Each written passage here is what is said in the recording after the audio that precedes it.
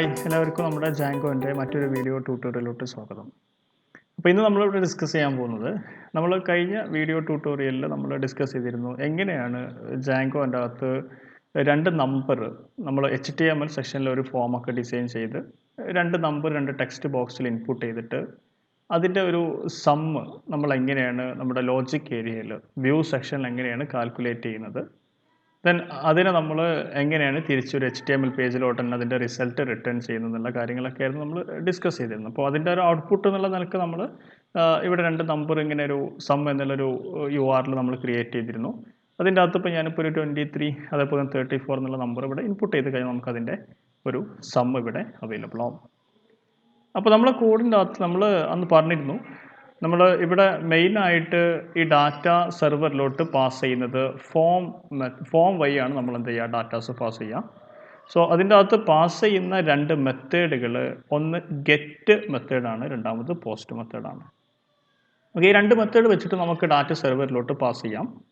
So ഇത് രണ്ട് method, ഇതിൻ്റെ അകത്ത് ഡിഫറൻസ് എന്താണെന്നുള്ള കാര്യങ്ങളൊക്കെയാണ് നമ്മൾ ഇന്നിവിടെ ഡിസ്കസ് ചെയ്യാൻ പോകുന്നത്. ഓക്കെ, സോ നമ്മൾ കഴിഞ്ഞ വീഡിയോയിൽ ചെയ്തിട്ടുള്ള ഈ എക്സാമ്പിളിൽ നമ്മൾ മെത്തേഡിൽ നോക്കാം. നമ്മൾ മെത്തേഡിൽ ചെയ്തിട്ടുള്ളത് ഗെറ്റ് മെത്തേഡാണ് നമ്മളിവിടെ യൂസ് ചെയ്തിട്ടുള്ളത്. അപ്പം ഇങ്ങനെ ഗെറ്റ് മെത്തേഡ് കൊടുക്കുമ്പം എന്താ സംഭവിക്കുമെന്ന് വെച്ചാൽ നമ്മളിപ്പോൾ ഒരു സമ്മ്, നമ്മുടെ URLൻ്റെ പേര് സം എന്നായിരുന്നു. നമ്മൾ സമ്മ് വെച്ചിട്ട് ഒരു രണ്ട് നമ്പർ ഇവിടെ ഇൻപുട്ട് ചെയ്ത് കഴിഞ്ഞാൽ, ഞാനിപ്പോൾ 45 അതേപോലെ തന്നെ ഞാനിപ്പോൾ ഇവിടെ 40 രണ്ട് നമ്പർ ഇൻപുട്ട് ചെയ്തിട്ട് ഞാനിതിനെ സബ്മിറ്റ് ചെയ്ത് കഴിഞ്ഞാൽ ആ ഡാറ്റ നമുക്ക് പാസ് ചെയ്യുന്നത് നമ്മുടെ പേജിൻ്റെ URL വഴി ആയിരിക്കും ഡാറ്റാസ് പാസ് ചെയ്യാം. ഇതാണ് നമ്മൾ ഗെറ്റിൽ നോക്കേണ്ട മെയിനായിട്ടുള്ളൊരു പോയിന്റ്. ഡാറ്റ സെർവറിലോട്ട് പാസ് ചെയ്യുന്നത് കറസ്പോണ്ടിങ് URL വഴി ആയിരിക്കും.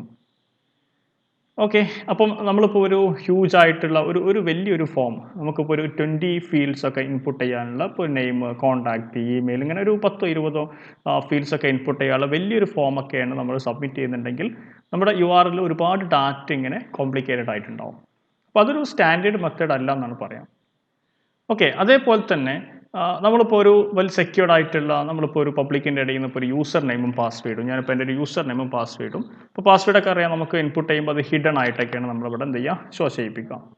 അപ്പോൾ നമ്മളങ്ങനെ ഇൻപുട്ട് ചെയ്യുന്ന ഒരു യൂസർ നെയിമും പാസ്വേഡും, ഇപ്പോൾ ഞാനൊരു യൂസർ നെയിമും പാസ്വേഡാണ് ഇവിടെ ഇൻപുട്ട് ചെയ്യുന്നതെന്ന് വെച്ചാൽ, സോ ആ ഇൻപുട്ട് ചെയ്യുന്ന ഡീറ്റെയിൽസ് ഇവിടെ കണ്ടോ, ആ ഡീറ്റെയിൽസ് ഇവിടെ, ഇതിപ്പോൾ ഞാൻ ഒരു സ്ട്രിങ് ഡാറ്റയാണ് പാസ് ചെയ്തുകൊണ്ടാണ് ഇവിടെ ഒരു എറർ മെസ്സേജ് വരുന്നത്.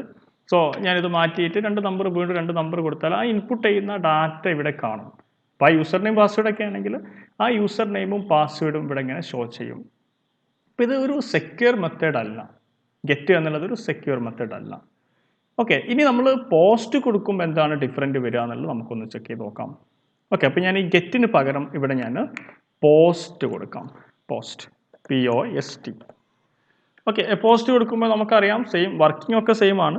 നമുക്ക് ആക്ഷൻ വഴി ഡാറ്റ സെൻഡ് ചെയ്യും. ഈ ആക്ഷൻ ഇതാണ് നെക്സ്റ്റ് ഒരു റൗട്ട് എന്നുള്ളവർക്ക്, നെക്സ്റ്റ് പ്രോസസ് എന്നുള്ളവർക്ക് ഈ ആക്ഷനിലുള്ള URL ആണ് കോൾ ചെയ്യുക. സോ അപ്പോൾ നമുക്ക് URLൻ്റെ അകത്ത് പോയി ചെക്ക് ചെയ്ത് നോക്കാം. URLസിൻ്റെ അകത്ത് നമുക്ക് ഫൈൻഡ് സം എന്നുള്ള URL ഉണ്ട്. സോ ഈ ഫൈൻഡ് സം എന്നുള്ള ഫംഗ്ഷൻ, സോ നമ്മുടെ views.py അകത്ത് നോക്കിക്കഴിഞ്ഞാൽ ഇവിടെ നമ്മൾ എന്ത് ചെയ്യേണ്ടതെന്ന് വെച്ചാൽ, നമ്മളിവിടെ റിക്വസ്റ്റ് ഗെറ്റ് മെത്തേഡ് വെച്ചിട്ടാണ് എടുക്കുന്നത്, നമ്മൾ നേരെ പോസ്റ്റ് ആക്കണം. പോസ്റ്റ് വഴി സെൻഡ് ചെയ്യുകയാണെങ്കിൽ നമ്മൾ എന്ത് ചെയ്യണം, പോസ്റ്റ് ആയിട്ട് തന്നെയാണ് നമ്മളിവിടെ ഡാറ്റ എടുക്കേണ്ടത്.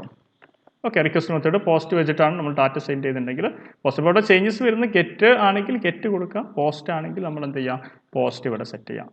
ഇനി നമ്മളൊന്ന് ഡാറ്റ ഇവിടെ ജസ്റ്റ് ഒന്ന് സെൻഡ് ചെയ്ത് നോക്കാം. ഓക്കെ, അപ്പോൾ ഞാനിപ്പോൾ ഇവിടെ ഒരു രണ്ട് നമ്പർ നേരത്തെ പറഞ്ഞ പോലെ 23 അതേപോലെ തന്നെ 34 ദെൻ സം കൊടുത്തു കഴിഞ്ഞാൽ നമുക്കൊരു എറർ മെസ്സേജ് ഇവിടെ വരും. ഇത് മെയിനായിട്ട് നോക്കേണ്ട ഇമ്പോർട്ടൻ്റ് ആയിട്ടുള്ളൊരു മെസ്സേജാണ്. Forbidden CSRF verification failed, request aborted.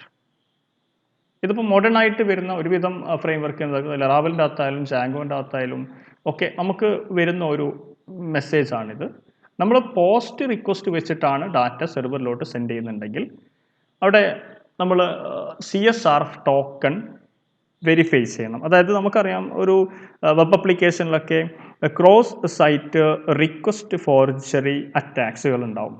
അതായത് യൂസറിൻ്റെ പെർമിഷനോട് കൂടാതെ, യൂസറിൻ്റെ പെർമിഷൻ ഇല്ലാതെ തന്നെ ഇപ്പോൾ ഒരാൾ ലോഗിൻ ചെയ്യുകയാണെങ്കിൽ തന്നെ അയാൾക്ക് എന്ത് ചെയ്യും, ആഫ്റ്റർ ലോഗിൻ ചെയ്ത സക്സസ് ആണെങ്കിൽ അവർക്ക് ഡാഷ്ബോർഡിലെത്താം. പക്ഷെ നമുക്ക് ഇപ്പം പല മലീഷ്യസ് യൂസേഴ്സ് ഹാക്കേഴ്സിനൊക്കെ വേണമെങ്കിൽ അവർക്ക് സെഷൻ ടോക്കൺ വെച്ചിട്ട് തന്നെ നമുക്ക് വേണമെങ്കിൽ എന്ത് ചെയ്യാം, ഒരു അവരുടെ പെർമിഷൻ ഇല്ലാതെ ഒരു എന്താ പറയുക, കറക്റ്റ് യൂസറുടെ പെർമിഷൻ ഇല്ലാതെ തന്നെ അവർക്ക് വേണമെങ്കിൽ എന്ത് ചെയ്യാം, അവരുടെ ഡാഷ്ബോർഡിലും അതിൻ്റെ പോലെ തന്നെ അവരുടെ അക്കൗണ്ട്സിലും ഡാറ്റാസ് കളക്ട് ചെയ്യുകയൊക്കെ ചെയ്യാം. ഓക്കെ, അതിനാണ് നമ്മൾ cross site request forgery attacks എന്ന് പറയാം. അങ്ങനെ പല രൂപത്തിലുള്ള അറ്റാക്സുകളുണ്ട്. അപ്പം ഈ cross site CSRF token means cross site request forgery എന്നുള്ള ഈ അറ്റാക്കിനെ നമുക്ക് പ്രിവെൻറ്റ് ചെയ്യാൻ വേണ്ടിയിട്ട്, ഒഴിവാക്കാൻ വേണ്ടിയിട്ട് നമ്മളിവിടെ എന്ത് ചെയ്യും, ഒരു CSRF ടോക്കൺ എന്നുള്ള ഒരു ടോക്കൺ നമ്പർ ഇവിടെ എന്ത് ചെയ്യണം, നമ്മുടെ ഫോമിൻ്റെ അകത്ത് ജനറേറ്റ് ചെയ്യണം. ഓക്കെ, അങ്ങനെ ഈ ടോക്കൺ നമ്പർ ജനറേറ്റ് ചെയ്താൽ മാത്രമേ നമുക്ക് എന്ത് ചെയ്യാൻ പറ്റുള്ളൂ, ഇതിൻ്റെ അകത്ത് പോസ്റ്റ് മെത്തേഡ് വെച്ചിട്ട് നമുക്ക് എന്ത് ചെയ്യാൻ പറ്റുള്ളൂ, ഫോം വഴി ഡാറ്റാസ് പോസ്റ്റ് മെത്തേഡ് വെച്ചിട്ട് ഡാറ്റ സെൻഡ് ചെയ്യാൻ പറ്റുള്ളൂ. അപ്പോൾ നമ്മൾ ചെയ്യേണ്ടത് ഇത്രയേ ഉള്ളൂ, നമ്മൾ കറസ്പോണ്ടിങ് നമ്മുടെ പേജിൻ്റെ അകത്ത് വന്നിട്ട്, ഞാനിപ്പോൾ ടെംപ്ലേറ്റ്സിൽ സം, ഓക്കെ, നമ്മൾ കഴിഞ്ഞ വീഡിയോയിൽ ചെയ്തിട്ടുള്ളതാണ്. അപ്പം മസ്റ്റായിട്ട് നിങ്ങൾ കഴിഞ്ഞ വീഡിയോ കാണണം, എന്നാലേ ഈ കാര്യങ്ങളൊക്കെ കറക്റ്റായിട്ട് മനസ്സിലാവുള്ളൂ. ഓക്കെ, സോ കഴിഞ്ഞ വീഡിയോൻ്റെ ട്യൂട്ടോറിയൽസൊക്കെ നമ്മുടെ ഡിസ്ക്രിപ്ഷൻ ബോക്സിൽ ഉണ്ടായിരിക്കും. ഓക്കെ, ദെൻ അതിൻ്റെ അകത്ത് എന്തെങ്കിലും ഡൗട്ട്സോ കാര്യം ഉണ്ടെങ്കിൽ നിങ്ങൾക്ക് കമൻറ്റ് ബോക്സിൽ ആഡ് ചെയ്യാം. സോ ഞാനിവിടെ ചെയ്യേണ്ടത്, നമ്മുടെ ഫോമിൻ്റെ അകത്ത് നമ്മൾ ഈ കീ സെറ്റ് ചെയ്യാം. CSR ടോക്കൺ ജനറേറ്റ് ചെയ്യാനുള്ള ഈ കീ നമ്മളിവിടെ സെറ്റ് ചെയ്ത് കഴിഞ്ഞാൽ എന്താ സംഭവിക്കുക എന്ന് വെച്ചാൽ, നമ്മൾ ജസ്റ്റ് ഒന്ന് ഇതിന് ബാക്ക് ദെൻ റീഫ്രഷ് ചെയ്തു.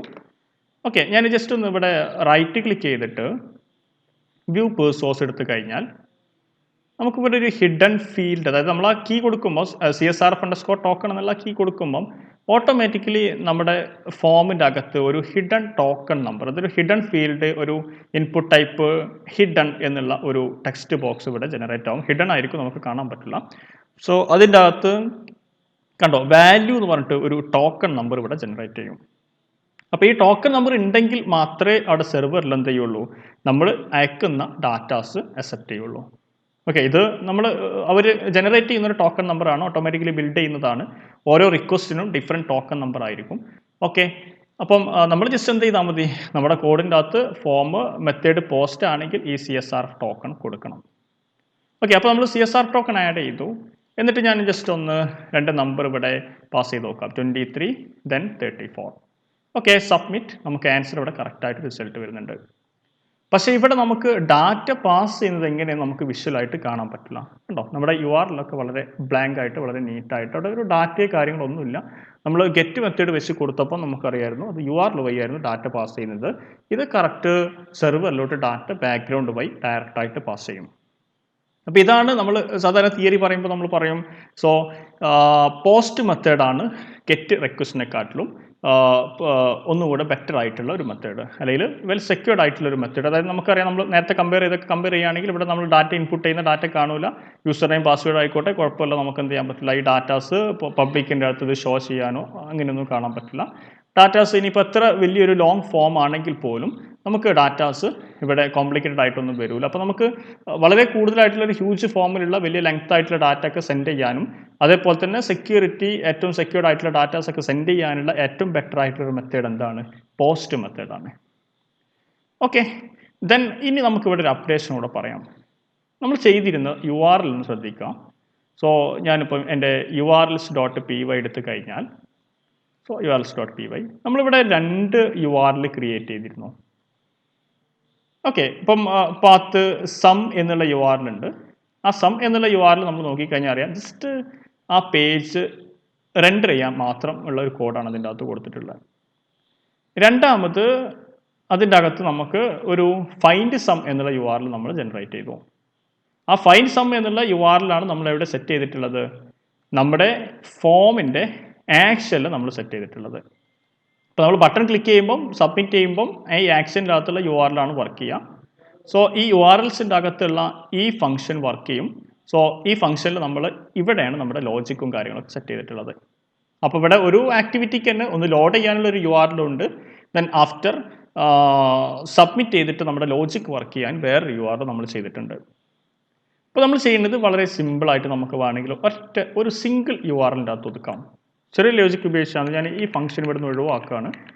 സോ അതേപോലെ തന്നെ ഞാനിവിടെ അതിനെ സേവ് ചെയ്തിട്ട് ഞാൻ എൻ്റെ URLസിൽ വന്നിട്ട് ഞാൻ ആ രണ്ടാമത്തെ URL ഇവിടെ നിന്ന് ഒഴിവാക്കി, ഫൈൻഡ് സം. അതിൻ്റെ ഫംഗ്ഷൻ ഒഴിവാക്കി, ദെൻ അതേപോലെ തന്നെ അതിൻ്റെ കറസ്പോണ്ടിങ് URL ഒഴിവാക്കി. ഇനി ഞാൻ എന്താ ചെയ്യുന്നതെന്ന് വെച്ചാൽ എൻ്റെ HTML പേജിൽ വന്നിട്ട് സം എന്നുള്ള HTML പേജിൽ വന്നിട്ട് ഞാൻ ആക്ഷനിൽ ഞാൻ ആ സെയിം റൗട്ടിനെയാണ് കോൾ ചെയ്യുന്നത്. എനിക്ക് ഇവിടെ സെയിം റൗട്ടിനെ കോൾ ചെയ്യേണ്ട ആവശ്യമില്ല, എനിക്ക് ആക്ഷൻ ഒഴിവാക്കാവാണെങ്കിൽ. സോ ഞാനിവിടെ ഈ സെയിം റൗട്ടിനെയാണ് കോൾ ചെയ്യുന്നത്.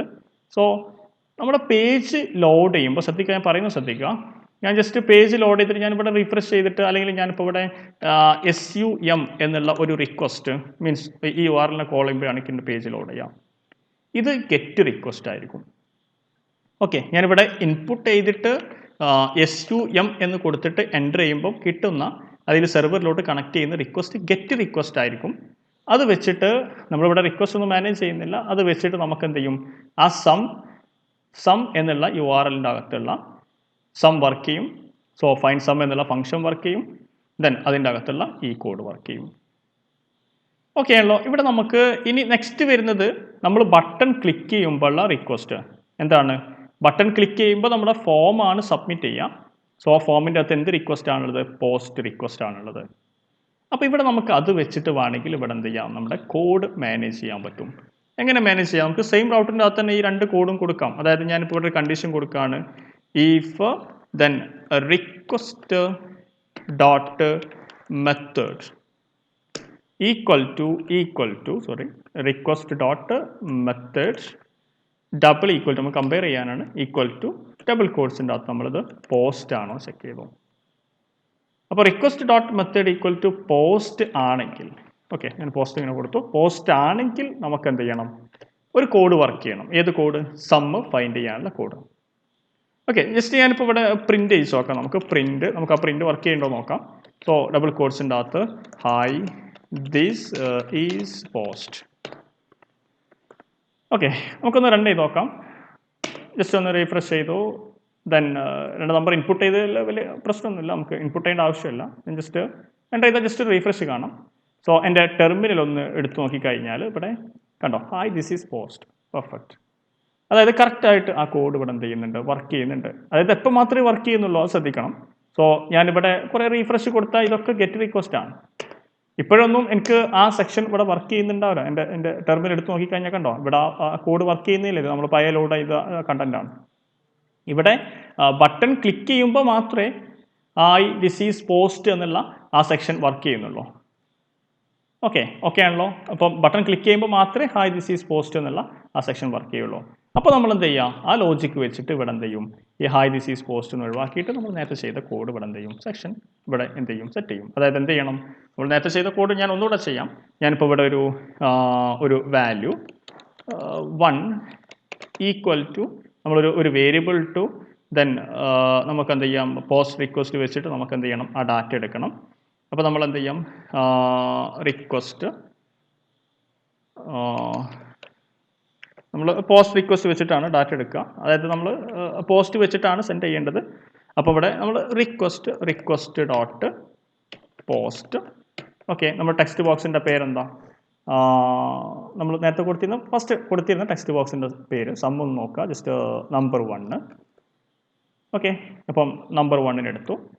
രണ്ടാമത് നമ്പർ 2 എടുക്കണം. അപ്പോൾ ഞാൻ വേറൊരു variable to value 2 then equal to same request dot post then square ബ്രാക്കറ്റിൻ്റെ അകത്ത് നമ്പർ 2. ഓക്കെ, അപ്പോൾ രണ്ട് വേരിയബിൾക്ക് കിട്ടി. സോ ഇത് പോസ്റ്റ് ആകുമ്പോൾ മാത്രമേ ഈ സെക്ഷൻ വർക്ക് ചെയ്യുള്ളൂ. സോ നമുക്ക് രണ്ട് നമ്പറിൻ്റെ സമ്മ കാണണം. അപ്പോൾ നമ്മൾ SUM എന്നുള്ളൊരു വേരിയബിൾ ടു ഈക്വൽ ടു ഈ വരുന്ന വാല്യൂ 1 സ്റ്റോർ ചെയ്യുന്നതും വാല്യൂ 2 സ്റ്റോർ ചെയ്യുന്നത് എന്തായിരിക്കും, സ്ട്രിങ് ആയിരിക്കും. അതൊക്കെ നമ്മൾ നേരത്തെ കഴിഞ്ഞ ക്ലാസ്സിൽ പ്രൂവ് ചെയ്തതാണ്. ഓക്കെ, സോ ദെൻ ഇതിനെ നമ്മൾ കൺവേർട്ട് ചെയ്യണം. ഇൻഡ് ഓഫ് വാല്യൂ 1 പ്ലസ് ഇൻഡ് ഓഫ് വാല്യൂ 2.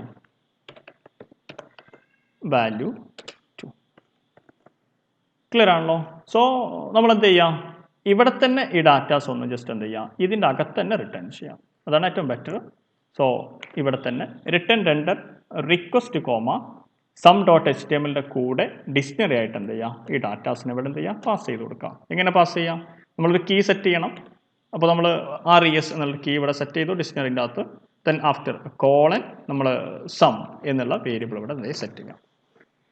ഓക്കെ, അപ്പോൾ ഇവിടെ റിക്വസ്റ്റ് ഡോട്ട് മെത്തേഡ് ഗെറ്റ് ആണെങ്കിൽ ഇത് വർക്ക് ചെയ്യും. ജസ്റ്റ് ആ പേജ് ലോഡ് ചെയ്യും. പോസ്റ്റ് ആണെങ്കിൽ ഇത്രയും സെക്ഷൻ വർക്ക് ചെയ്തിട്ട് ഈ പേജ് ലോഡായും ഇതിൻ്റെ കൂടെ RES എന്നുള്ള കീ ഇവിടെ പാസ് ചെയ്യും. അതിൻ്റെ അകത്ത് വാല്യൂ ആയിട്ട് നമ്മൾ നമ്മുടെ റിസൾട്ടിനെ സമ്മിനെയും പാസ് ചെയ്യും. ഇനി ഇവിടെ നമ്മൾ ചെക്ക് ചെയ്യേണ്ട ഇത്രയേ ഉള്ളൂ. സോ ഇതിൻ്റെ അകത്ത് RES പ്രിൻ്റ് ആക്കിയിട്ടുണ്ടോ? നമ്മൾ കഴിഞ്ഞ ക്ലാസ്സിൽ നമ്മൾ കഴിഞ്ഞ വീഡിയോയിൽ ചെയ്തതാണ്. സോ നമ്മൾ സെയിം കീ ആണ് പാസ് ചെയ്യുന്നത്. സോ ഇത്രയും മതി.